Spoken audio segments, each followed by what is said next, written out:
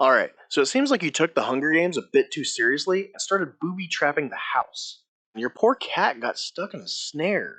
I think we need to take it down a few notches. Here's a romantic comedy called Head Over Heels.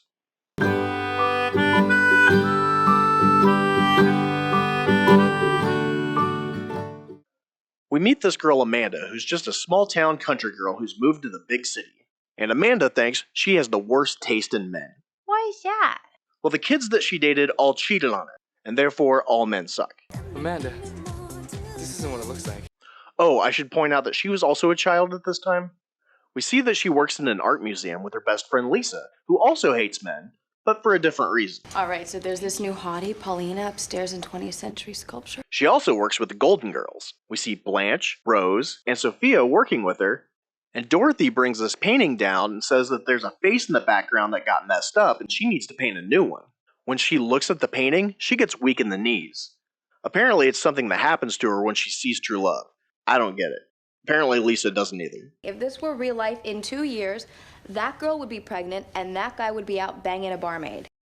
She's then reminded that she was going to surprise her boyfriend with dinner tonight, to which the Golden Girls reply that she's going to die alone. I am not! You'll end up a pathetic, lonely old woman who makes her co-workers watch videos of her cat's lame-ass birthday parties. Oh, God. Do you think that could be me one day? No, if it got that bad, I'd shoot you and put you out of your misery. But she has a boyfriend. I know, this is literally part of a conversation that they're having about her having a boyfriend. She then goes home to find her boyfriend with another girl. You'd think somebody with trust issues and a history of being cheated on wouldn't date somebody who's around beautiful women all the time. Amanda, this isn't what it looks like. She lets us know that it's their place, so either he doesn't know what time she gets off work every day, or he doesn't care. Amanda overreacts about everything. Everyone shut up and listen to me. You guys, get out here. I'm calling the police. I saw him kill that girl, and I know it. You know, you should really learn to control yourself. And that scumbag invited me out for coffee. But not this. It looks like you're having sex with the woman from the cover of the lingerie catalog. She goes over to Lisa's apartment and snots all over her bed. She tells Lisa that she's never met a man that could get her to drop to her knees. No wonder they keep cheating on her. Lisa offers to let her stay there, but she's kind of a bed hog. So the next morning she goes to look for a new apartment. She finds a flyer for a dirt cheap apartment in a really expensive building, so she goes to check it out. In the lobby, she's tackled and humped by this dog. He's a horny bastard, isn't he? But some handsome guy gets the dog off her, and Cupid goes all Tanya Harding on her knee. He apologizes and swears it's not his dog. He's just walking it for a neighbor that had hip surgery. Well, she doesn't believe him, and he also finds out that she's quite the wordsmith. It was nice to meet you and your huge dong. I mean his huge dong. I think we're both alike. You mean inarticulate? I mean his huge dick. Dog! Huge dog! Right, okay, gotta go. That was good English, Dita. She goes up to take a look at the apartment, only to find out that she would be living in a closet, so the girls can use her room for their shoes. That must be a lot of shoes. It really isn't unless they all have the same size feet. So they only want $500 for rent that they can use for spending money. We like to rent the extra closet room for spending money. But it's New York City and is divided by 4 of them, so that's not really going to go very far. We're struggling. When she moves in, she finds out that there are just random men waiting out in the hallway hoping to take them to dinner, and they even have a sign-up sheet. She does find out that men are outside this apartment every single night because these women are models. Oh my God, you're all models. And they don't actually pay for anything. We don't pay. We're models. Those little whores are good. If they don't have any bills, why do they need her money? Well, between the modeling agency paying for the apartment and them being promiscuous, materialistic gold diggers, I honestly don't know. Well, she ignores this giant red flag because the guy with the horny dog lives across the street and she has a perfect view of his apartment. She learns from the Australian roommate that the guy she likes is a fashion executive named Jim. Oh, his name's Jim Winston. But his head doesn't normally look that big. The next day, she gets tackled by the dog and stupidly gets diarrhea of the mouth again. I got the runs. I gotta run. Okay, gotta go. I got the runs? Well, Well, she thinks he's a little too perfect, so she decides to spy on him to see if he has any flaws. I will stalk his ass just to prove to you all that there's something seriously off with this guy, and all of you are just too stupid to see it. Her roommates even join in on spying on this guy. Because we all know that models who never pay for anything in the most active city on the planet have nothing better to do with their time. Well, while she's spying on him, she discovers that he might be hiring underage prostitutes. I don't mean to be discriminatory, but there is an age limit. Or even worse, he might be a father. He has a love child. So they find out that Jim is throwing a party, so the models give Amanda a goth makeover and they crash it. She tries to talk to Jim, but while she's eavesdropping, turns out he might be kind of a douchebag. I will take her now or later. So she leaves. She runs into Jim on the stairs and finds out that he's a really nice guy and doesn't even want to be at the party. He asks her out on a date, and she's really happy. What are you doing Saturday? Whoa! Until she sees him with another woman after the party's over. Then she gets really upset when he hits her with a baseball bat. I thought you weren't going to tell me that stuff. I forgot about that part, okay? There! Where are you going? You calling him? Yeah, I want to make sure he didn't hurt himself while he was killing the blonde. So she calls the cops, but this guy won't listen to him because he thinks all models are idiots. You know, she turned down a full ride at Stanford. Yeah. Really? Why'd you do that? Sweetheart, look at me. Yeah, I'm 17. Uh-huh. Year I was born. They see that Jim's back home the next day and decide if the police won't take him seriously, they'll do the investigation themselves.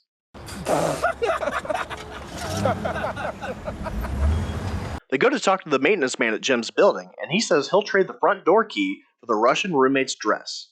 That's weird. Don't kink shame. What? It means don't make fun of people for their lifestyle choices. So they go up to the apartment to look for clues. Jim is on his way upstairs, so their roommate throws a kiwi at the window to get their attention. No props and charades. No props and no clothes. Uncle Pete's rules. She tries to get them to call her, which they do, and she tells them to hide. Hide! The roommates hide in the shower, but unfortunately, Jim has come home to poop. He left work to poop? This may be the only rational part of this story. People who poop in public are animals. Don't kink shame. Well, these girls have apparently never smelled poop before because they react.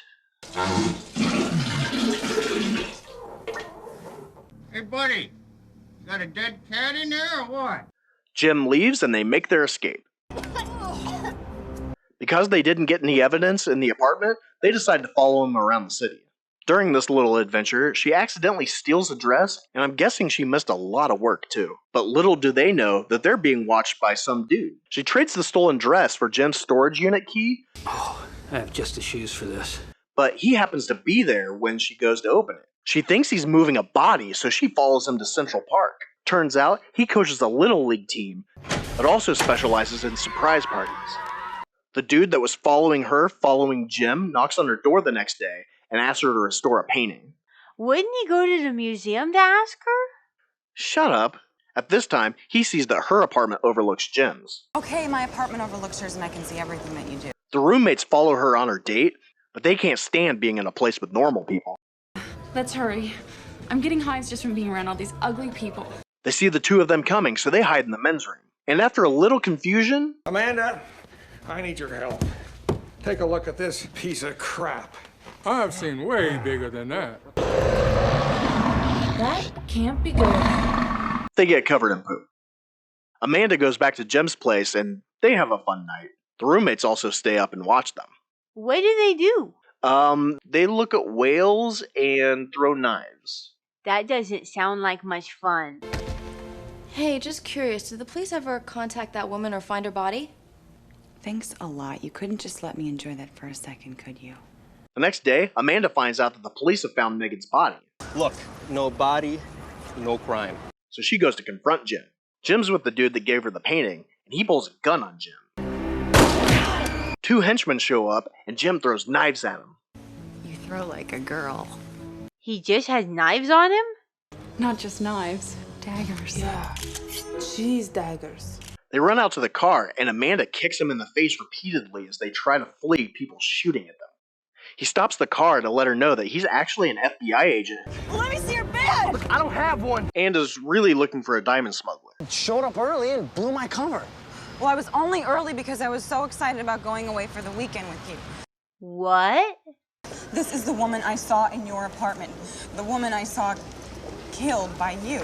She lets him know how she knows Painting Dude, and they realize that the roommates might be in trouble. Oh, crap. So they rush over there. They get there just as the roommates are being put in a car at gunpoint. Jim stops them, but the horny dog runs across the street at him, and they end up getting kidnapped. Why was the dog out? I thought the owner had hip surgery. I guess she got better. So they're all handcuffed to this garment rack, Oh, Holly, you borrowed my panties again. and they realize that Painting Dude is actually diamond smuggling dude. He's bringing in the diamonds from Russia on these dresses, and then swapping the diamonds out for rhinestones before they go on the market. Except for strippers, women like jewelry on their fingers, not on their tits. Didn't they give one of those dresses to the maintenance man? Holy crap, that cross-dressing son of a bitch is rich! Don't kink shame. So they break free and jump into this limo that happened to be randomly parked in front of a factory's loading dock for some reason, and head to the fashion show.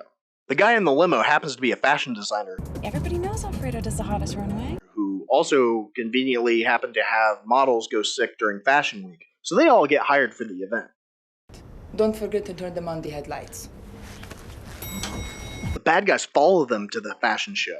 Don't attract attention. And at this time, the models decide they're going to fight back and beat up the Russian hitmen.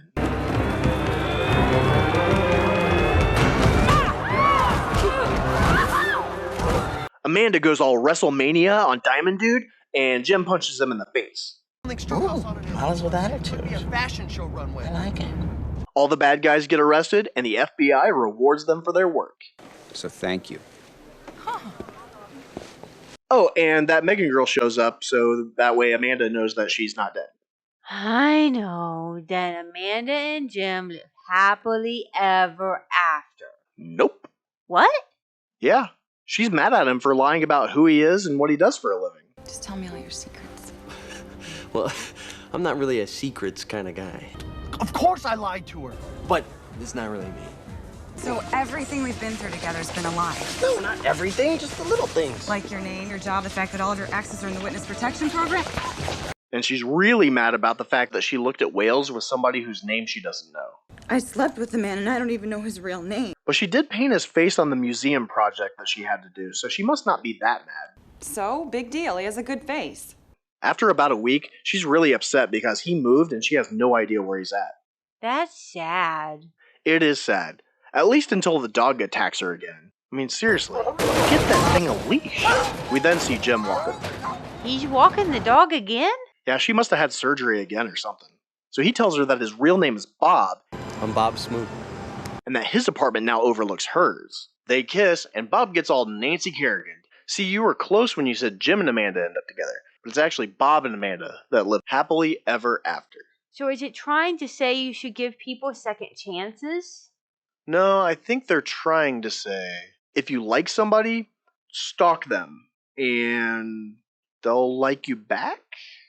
Darling, after that performance, I want to subscribe to the channel.